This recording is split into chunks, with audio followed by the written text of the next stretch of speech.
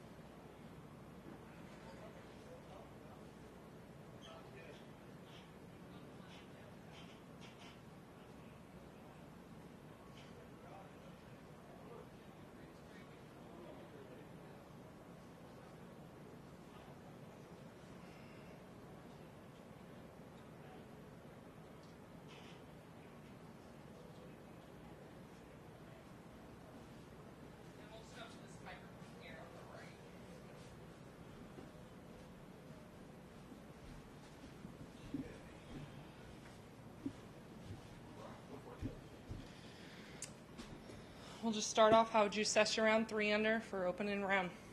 It was nice. I felt kind of stuck in neutral there for a while, and then rattled off some birdies on my second 9, the front 9. So it was nice to make some putts, and you don't have to make a lot of birdies out here to feel really good about yourself. So just kind of limit the mistakes and make a few birdies here and there. Can you give us your impressions of the golf course? Well, first of all, again, how many times did you play here previously, and then your thoughts? I'd probably played at least over 20 rounds, maybe close to 30 rounds before, and it was always great. So the fact that it's still very similar and just kind of the holes that needed to be, I guess, touched up or worked on, seems like they accomplished what they wanted to, and it's playing really well. I certainly have enjoyed the changes. Do you have any holes in particular that you like the changes to, or? I think 8 and 12 are probably some of the better changes. 12 make it just a little longer, and that green more up against the water makes you think a little bit more. That kind of used to be just if you hit in the fairway, it was a flip wedge. So it's nice that there's a few holes that they got some extra length out of. This is unrelated to the tournament. I want to talk about your recruitment to Texas. I think I know the reason. I think I know what influenced you to go there, but was it? Go ahead. What was it? Yeah, we committed to Texas our sophomore year of high school. I guess that was before all the rules changed. I guess now you can't commit till later, but so that was our sophomore year, and we're being recruited heavily our freshman year between Texas, Oklahoma State, and I guess you could say TCU was in the mix. We were kind of looking at it just for granddad kind of stuff, but we really wanted to go to Texas or Oklahoma State, and once we both had the option to go to either school, we just happened to both make the decision to go to Texas. We didn't tell each other, and our dad tried to keep us separated as far as talking about which school or whatnot. So we stayed pretty to ourselves about it, and we both decided on Texas. Your dad, I would have thought your dad was going to be the major influence since he went to Texas, played at Texas. We probably were going to go to Oklahoma State, and we had a so-so visit in the winter, and it was like, this is a little colder than we might expect and all that stuff. And he's like, okay, let's go to Austin one more time, and we went, and they played North Carolina, and we sat like a row behind, the court and all that stuff, and they beat the number one team in the country, and played with some of the guys like Scotty and Doug that are out here now. And so that kind of feeling, and also being from Texas, I just kind of that one visit swung my decision into Texas.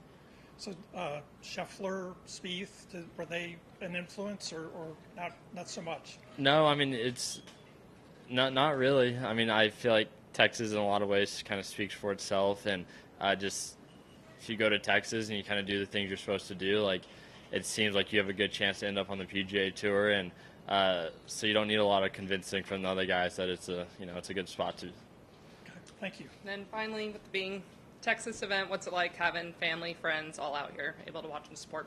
Yeah, it's been great. I mean, I love playing in Texas.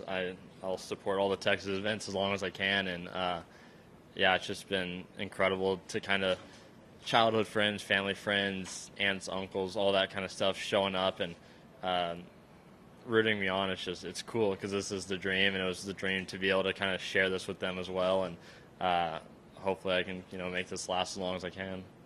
Cool. Perfect.